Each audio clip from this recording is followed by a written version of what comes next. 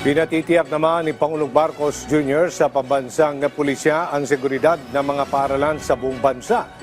Mahigpit ding binababantayan ng Pangulo sa mga pulis ang mga estudyante laban sa mga masasamang impluensya gaya ng iligal na droga.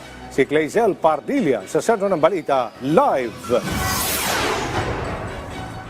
Aljo, hindi dapat patulog-tulog ang mga pulis. Kaya naman si Pangulong Ferdinand R. Marcos Jr. inatasan ang pambansang pulisya na paigtingin ang presensya sa mga eskwelahan. Pinasasawata rin ang mga mag-iimpluwensya sa kabataan na gumamit ng droga. Payapa at ligtas dapat ang mga eskwelahan. Yan ang direktiba ni Pangulong Ferdinand R. Marcos Jr. Kaya naman ang presidente inutusan ang PNP na paigtingin ang police visibility sa mga pribado at pampublikong paaralan. Nakapag-deploy na ng 37,000 pulis at magtatayo pa ng 5,000 police desk para matiyak ang seguridad ng mga estudyante. Pinababantayan ang mga drug dealer at militanteng grupo. Babala ng Malacanang, huwag subukan impluwensyahan ang mga kabataan. Pinasisiguro rin ang pagtugon ng mga pulis sa mga emergency at saklolo sa loob lamang ng 5 minuto.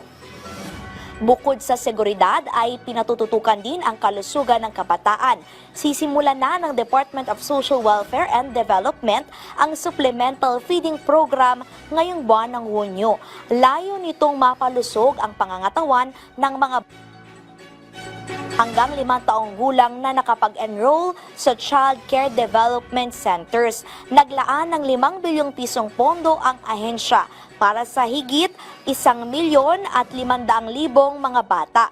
Bibigyan sila ng masustansyang hot meal at ng mga fresh milk. Aljo, tatakbo itong supplemental feeding program ng 120 hanggang 180 days. Depende kung kakayanin pa ng pondo o may sobra pa nga pera yung isang local government unit. Yan ang muna ang pinakahuling balita. Balik sa'yo, Aljo. Maraming salamat, Clazel Pardilla.